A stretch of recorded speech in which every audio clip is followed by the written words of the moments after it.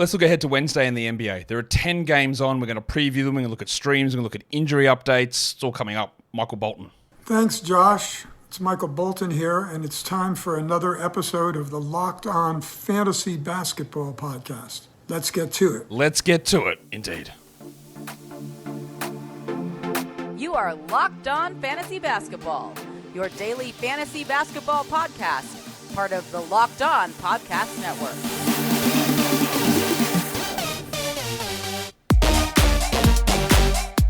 Hello and welcome to the Locked On Fantasy Basketball Podcast, brought to you by Basketball Monster. My name is Josh Lloyd, and I'm about to crank that. I'm also the lead fantasy analyst at basketballmonster.com, and you can find me on Twitter, as always, at redrock_bball, on TikTok at redrock_bball, and on Instagram at Locked On Fantasy Basketball. Today's episode is brought to you by FanDuel. Make every moment more. Right now, new customers get $150 in bonus bets, guaranteed when you place a $5 bet. Go to FanDuel.com/LockedOn to get started. Thank you also for making Locked On Fantasy Basketball your first listen every day. We are free and we are available on all platforms. Give it a double bang. Watch the video, listen to the audio. But if you are here on video, we're going to hit Operation 80K. Thumbs up, leave your comments down below, and ring the notification bell, especially for the upcoming trade deadline show, Thursday, February the 8th, 1:30 p.m. Eastern, live here on YouTube. I want 20,000 in here. I want 20K people watching. Probably not going to happen, but you never know. We aim high and then we crash and burn and get depressed. That's how things work. Let's talk about what we need to talk about. Games looking ahead to Wednesday. There are 10 of them. A relatively busy day. Probably not a huge streaming day, but you might be able to pull it off, giggity.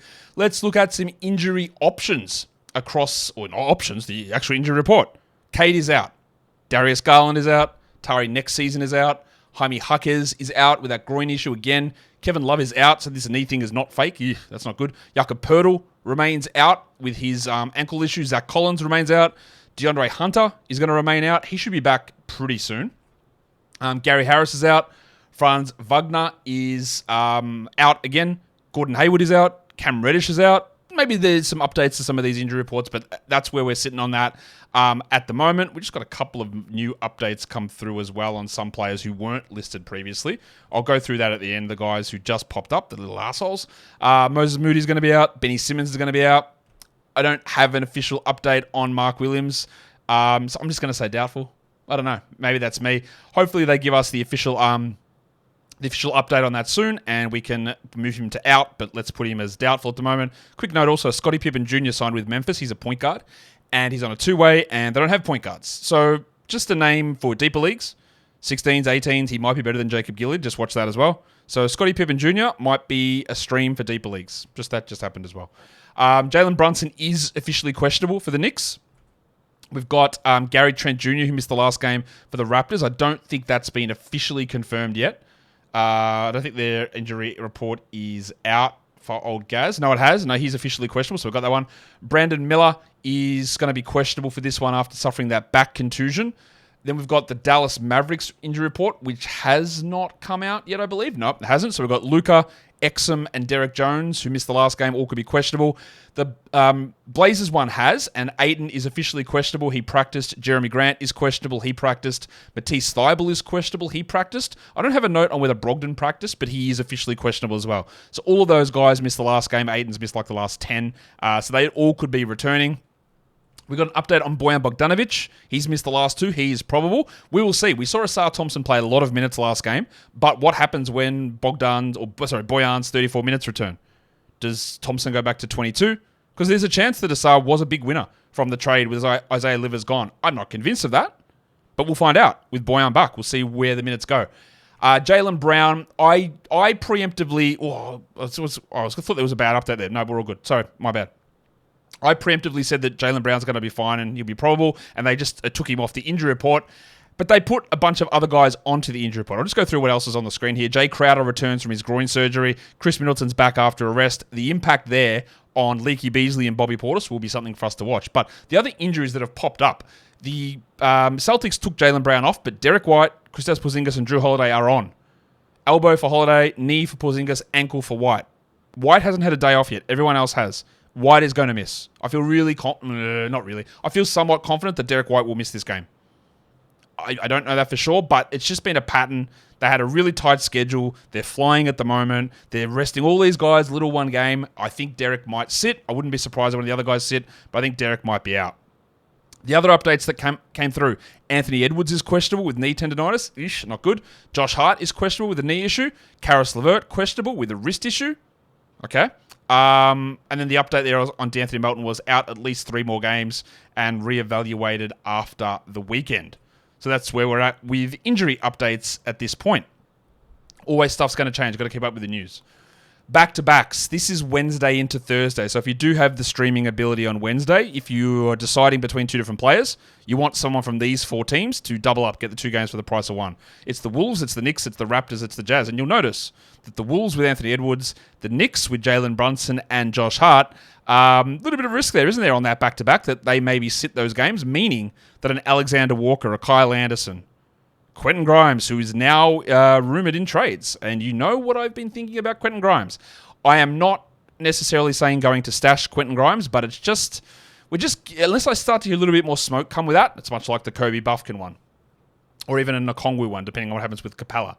Just something to watch. That's just something to watch. But yeah, the Jazz, I'm not too worried about back-to-backs there, but you never know. We could see what happens, but they're the 4 teams currently that do have that back-to-back. Well, not currently, because the schedule's not changing. The Wednesday-Thursday combination. Today's episode is brought to you by eBay Motors. Passion, drive, patience. That is what brings home fantasy championships. It's what brings home a trophy, but it also is what keeps your ride or die alive. eBay Motors has everything that you need to maintain your vehicle, and you can level it up to peak performance. Superchargers, exhaust kits, LED headlights, fluffy dice, whatever it is. Speed, power, style, eBay Motors has got you covered with over 122 million parts available for your and everyone else's ride or dies. You'll always find exactly what you're looking for, and with eBay Guaranteed Fit, your part is guaranteed to fit your ride every time or your money back. With eBay Motors, you're burning rubber and not cash, so keep your ride or die alive at ebaymotors.com. Eligible items only, exclusions apply. eBay Guaranteed Fit is only available to US customers. Okay, so let's look at now streams of the day after we've gone through the injuries and all that stuff. The stream of the day for 10, this can change as players come in and out. At the moment, I am looking at Goga. He's the starter over Wendell Carter. He didn't score well last game, but he rebounded pretty well. But he's available in a lot of spots, and he really shouldn't be. It's not a great stream day at this point, but we'll see what happens. Nick Richards with my expectation that Mark Williams is out again. So I'm going to go back to Big Dick Nick. There's a lot of centers here, you'll notice. Larry Nance as the 14-team stream. I don't mind him as a 12-team stream with the way they're splitting minutes between him and Valanciunas. The 16-team teamer is Thad Young. Even though Jonte Porter started the last game, Young had 0, 7, and 4 game. He puts up little bits and pieces in different categories. You could throw Jonte Porter in there if we know that he's going to start, but there's no guarantee on that. For points leagues, I am looking at Goga across both of those without a high level of confidence, I'll admit, because does he have real go-off potential? Not really. And we're more looking for stability in production versus a guy that might randomly drop 40 or something like that, which is a hard thing to predict, of course. Let's look at the streams. Well, actually, let's not look at the streams of the day. That was the streams of the day. Let's look what's on my radar. Minnesota and Detroit is the first game that we're going to look at. Jaden McDaniels, still really don't know how to view him, to be fair. What do we do with him? I think he's probably just a stream sort of a player, but last game was really strong. But he's never shown an ability to sort of string that stuff together. So we just keep an eye on what happens here. In terms of the Pistons, I do want to see what happens with Asar Thompson, because we saw the minutes jump up. He was efficient last game, and some of the old stuff came back. But when Bojan plays, will Monty default to... Well, he almost definitely will default to Bojan and Stewart as the starting 3 and 4. So Knox moves to the bench. Knox played 33 minutes last game, and Asar played 27. So you could easily just say it's a straight swap for Bojan in for Knox. And that would mean if Knox played 0 minutes, then Asar could play 27. But I'm not really convinced that that's what Monty Williams is going to do.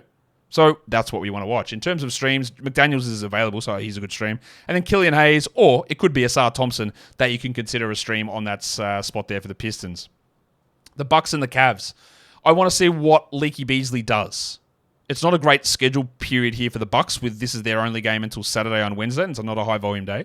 And then if Jay Crowder is back, does that reduce what Beasley does? Probably. Middleton comes back into the lineup as well. And then for the Cavs, Max Strus has been terrible.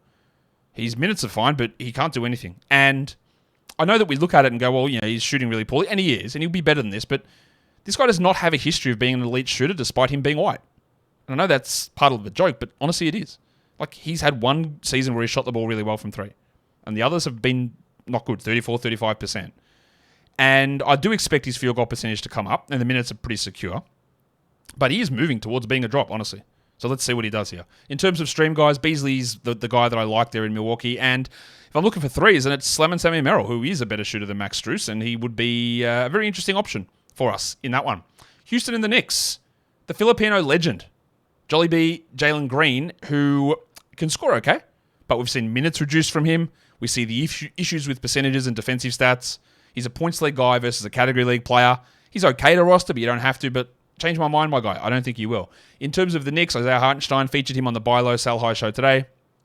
His rebound rate is through the roof at the moment, as is his 2-point percentage, like 70%. And I do think those things are going to come down. I don't think there's any risk for his minutes, but last game he got into foul trouble and he played 28. So let's just have a bit of a look at some of those things for Isaiah. For the streamers, Cam Whitmore continues to play really well. I just want them to give him 27 a night. It's just not going to happen, I don't think. But watching him as a streamer is good. And then I did have Josh Hart there, but he might not play. And if Hart is out, then we further double down onto DiVincenzo, but that has to help Quentin Grimes. Or actually, I don't know what happens because they have literally no forwards. Like, none. Josh Hart he's played like 1 minute as a shooting guard this season. He's basically a small forward, power forward with a lot of power forward because they don't have a power forward. And the guy that's been benefiting from Brunson being out has been Juice McBride. And if Brunson's out, we just go really ham on McBride again, who I think's not a bad player. But Grimes can't play the 3 or the 4. DiVincenzo can't play the 3 or the 4. So what will they do? I guess they'd have to do a lot of staggering, Tom Thibodeau, and play OG Anunoby as the backup 4, and then go really small with DiVincenzo at the 3. I don't know. But watch that one with Josh Hart. That's a conundrum. Miami and Toronto. Duncan Robinson was shithouse last game. I think with Jimmy Butler back and Tyler Hero available, that we really can't rely upon Robinson, unfortunately. So I think we move on, but he surprised us many times already. And then for the Raptors, I do want to see Scotty Barnes, whose production has fallen. That's why he was on the Buy Low show today. Rebound rate down, percentages well down, usage well down. Is he going to be an 18 usage guy? Or a 21 usage guy? Or a 26 usage guy? We need to watch it. In terms of stream guys, Caleb Martin took some minutes away from Nikola Jovic last game, and I think he'll continue to do that. I don't think of him as a 12-team league must, but he is a streamable player. And then for Toronto, I think Thad Young we can look at maybe as a streamer. Gary Trent's going to be in that mix too, and same as Jonte Porter, but that's going to depend a little bit on Trent's availability and who starts at center. The Spurs and the Celtics. The Horse, he is perilously close, Keldon Johnson, in a category league to being a drop. His minutes are down. His play is bad. His peripheral stats, which were up early in the season, are down. I do think there is some bounce back there with him, but honestly, if he puts together 3 more stinkers in a row, I think he's a drop. Probably not in points leagues, but probably in category leagues he is. For the Celtics, Al Horford, there is 3 chances here for Horford to be a starter. White, Porzingis, and Holiday. So Al could be another 30-minute-a-night guy. In a bench role, he's not really worth it, but if he starts, and I think there's a good chance of it, he's someone to watch. In terms of streams, Jeremy Sohan's playing really well. Top 100 over the last 2 weeks. Big minutes last game despite being benched in that second half, and it is absolutely something for us to pay attention to. I think you probably want him on a roster for this time, or at least in the short term. It could come completely unstuck against Boston, though. Another reason why I think Derek White's going to sit. It's against... Oh, maybe he doesn't, actually, because it's against the Spurs, his old team. But does he care? It's an easy game, they think. I think he'll be all right. We'll find out. Slim and Sammy Hauser is interesting enough to stream, so is Peyton Pritchard, but I wouldn't be super excited about those players. The Orlando Magic and the Atlanta Hawks, Wendell Carter Jr., since he's been coming off the bench, his usage is way up. As a starter earlier this season, no usage at all. Last couple of games, big efficiency, big usage, good scoring. I'm not fully there on him being a 12-team must or anything like that, but that could change after this game. And then DeJounte Murray's been struggling, we know this. I do believe he gets traded, whether it's to a better spot or not. Or is DeJounte actually going to be a better player? I don't know the answer to any of those things. But let's see if he's able to put together at least a couple of better games than what we've seen from him. And for streamers, it is Goga that I'm looking at. You could throw Fultz or Wendell in there, but they are rostered in most spots. And then for the Hawks, as usual, there's no streamers because they won't put Kobe Buffkin up, even though he is dominating the G League. So I'm just going to say, go on stream. Remember Josh Smith, who was like a top 10 fantasy player for a while? Yeah. The Hornets and the Pelicans. The Hornets versus the Hornets. Miles Bridges. I don't know exactly what we need to pay. Well, that sounds bad. I do know what we need to pay attention to because he's been a bit up and down. Started out back from his suspension red hot, cooled off, had a nice little bump again. But how does it all work now that LaMelo is back? Since Ball has been back, I thought it might improve Bridges' efficiency. Not really. But what it did do is cut his assists way down. And I think it probably might end up taking him away from being a top 50 player. For the Pelicans, Ingram has been struggling in a huge way. Defensive stats have gone, usage is down, efficiency is terrible. I do expect a bounce back, but at every game that seems to be played at the moment, he just always feels a little bit like out of place. It's just like, what's he doing here? And I know that feels weird to say, and I can't really fully articulate why I feel that. But he just feels like, why is he here? And that's a bad way to feel. In terms of streams, Big Dick Nick in Charlotte with the expectation of Mark Williams being out, and then Larry Nance. Nance is pushing into 12-team zone. Probably not for points. For categories, I can see it. 14 teams, yeah, absolutely for categories, no problem. The next one is the Dallas Mavericks and the LA Lakers. I don't know about Doncic, Exum, and Jones. I think Exum will be out. Doncic and Jones, borderline. Tim Hardaway went crazy last game. 41 points with 9 threes. Now, he's not going to do that every game, but when Doncic is out, he has an outsized responsibility. Bigger usage, bigger scoring, bigger minutes. He is totally okay to have on a roster, but probably going to end up dropping him in 2 or 3 games' time, but let's see what he does in this game. In terms of the Lakers, D'Angelo Russell, been pretty strong. I admit I find it hard to really peg his value so far this season. He was starting and playing 24 minutes, and I went, okay, that's shithouse. He went to the bench, and it got worse, and I went, okay, we can probably move on. And then he moved back to the starting lineup, and now he's playing more minutes again. So don't be too confused on Russell. The low minutes for him weren't because he was on the bench. He was playing low minutes as a starter before he got benched. He was playing like 24 a night for a period of time. So I don't think anything's locked in. Even though he's a starter, I don't think he's a 32-minute guy necessarily. He could be, but they changed their thing, I don't know, like 3 times in the foreseeable future. Happens all the time. So it's really hard to understand how it works. Now, with Cam Reddish out, it does help him quite a bit, because it means one less of Darvin Ham's shitty love children are not there anymore. Torian Prince still is, though. In terms of streams, there probably is Josh Green, but I just didn't want to type that out. But I did, but there you go. Don't bother about it. Christian Wood's been top 100 over the last 2 weeks. Of course he has. Why wouldn't he be? Well, because he's shit, but he has been good. So you can actually stream him in, which again is a sentence I didn't really think I'd be saying all that often. The Golden State Warriors and the Utah Jazz. The Warriors, I want to watch to see what they do, because I feel like they're doing a little bit of the, let's try one more thing. Let's try the old bastards again. Steph, Clay, Looney, get Draymond in there, a bit more Wiggins, let's run Šarić, and let's push the young guys all to the side. I can't say it's worked. They lost to whatever that was the Grizzlies chucked out there. So does Kerr persist with that? Again, Wiggins wasn't bad. But why does Looney keep playing? Why are we doing this when guys like Podziemski, Jackson Davis, even Kuminga had been playing really well, I thought, or better than some of their older counterparts? So I don't know what to expect. Kuminga had a Kuminga game last time, 20 and 10 or 20 and 11 with no other stats, but 29 off the bench, which is more minutes that he was playing when he was starting. So where does he settle into that role? For the Jazz, I put him on the Sal High show today. Colin Sexton is insane. Usage through the roof, shooting the lights out. He's taking every shot and they're all going in. At some point, that will stop. But for now, it's rolling and they could kill the Warriors here. In terms of streaming, Dario Šarić looks okay, but his minutes are a little tenuous. And then Chris Dunn, again, probably a little tenuous, but 5-4-4-4-4. Like, he could have 4 rebounds, 4 assists, 4 steals, 4 blocks. And that sounds stupid because he's a guard, but he could. Brooklyn, Portland. Last time these two teams played, it was that overtime game, and we got it to be close so the Blazers could run their guys out there a lot. Cam Johnson's been putrid lately. He's been benched the last couple of games during the game. There's a lot more talk now from Nets guys about, hey, we need Cam Thomas back into the starting lineup. If they're going to put Cam Thomas in, they have to start Dennis Smith instead of Spencer Dinwiddie. So will they make that move? That is something I would be watching. I think if they benched Johnson for Thomas, it doesn't sound like a good idea, but you never know. They could do that. Run Bridges at the 3, Finney Smith at the 4. Not sure how that goes, but we need to see. I think there could be some changes there for Brooklyn. And for Portland, Scoot Henderson took 31 shots last game. He put up great counting stats, but that was without Grant and Brogdon and Ayton, and they could all be back. So how does Scoot get prioritized? We know Shaden Sharp's out. So does Scoot start? I imagine yes. But what does his shot attempt situation look like? And does it continue to contribute to Anthony Simons' decrease in usage? In terms of streams, I do like Dennis Smith a little bit like Chris Dunn in the last one. Jabari Walker's an interesting stream, but his stream value does decrease if both Ayton and Grant, or even one of them, play. Today's episode, is brought to you by BetterHelp. 2024. Is it the year for improvement? Well, it should be. That should be our goal for every year. We can look at what we did in the past year and say, what was successful? What can we build on without having to make gigantic, sweeping changes, which they don't work. Extreme resolutions don't stick. Therapy is a way to be able to find the little things that you can improve on to continually get better. That's exactly what we do in therapy. We talk through things and we focus on the things that we can fix and we can change and adjust them, and how to cope with the things that we can't. You know how that works. So if you've been thinking about starting therapy, give BetterHelp a try. It's entirely online and it's designed to be convenient and flexible and suited to your schedule. You fill out a brief questionnaire, they match you with a therapist, and you see whether you click with that therapist. And if you don't, well, you can change at no extra charge. Celebrate the progress that you've already made.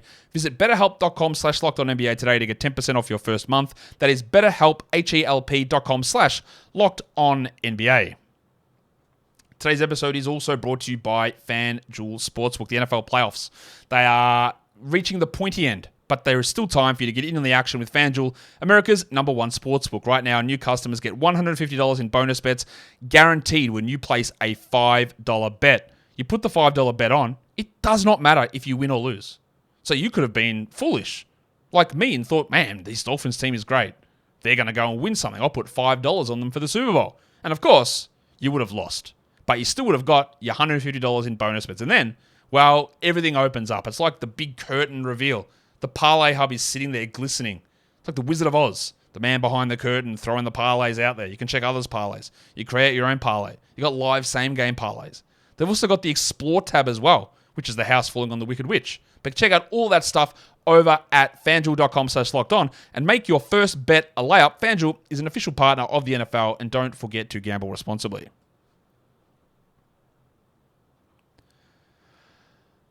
Okay, so that's it. That's the games. Oh, that's all 10 of them done. Let's look at the 2-for-1s. So who plays the Wednesday, Thursday back-to-back if you've got the ability to stream through there. Quite a few lower usage players here. I've got Chris Dunn, Josh Hart, if he plays. We've got Juice McBride, who we could slot in there, or even Quentin Grimes. Thad Young or Jonte Porter, perhaps. Jaden McDaniels is a good back-to-back streamer. Kelly Olynyk and Keontae George, who quietly, he's starting to play really well.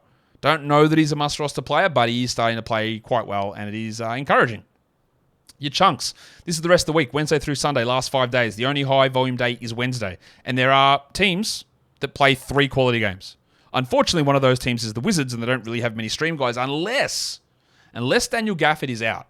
Because if Daniel Gafford is out, then Marvin Bagley actually becomes a very, very strong ad to end this week. Hate to say it, but it's true. The Pacers, so Andrew Nembhard, Jalen Smith, Isaiah Jackson, they play Thursday, Friday, Sunday. 3 games, 4 nights, all quality games to end the week. Fantastic.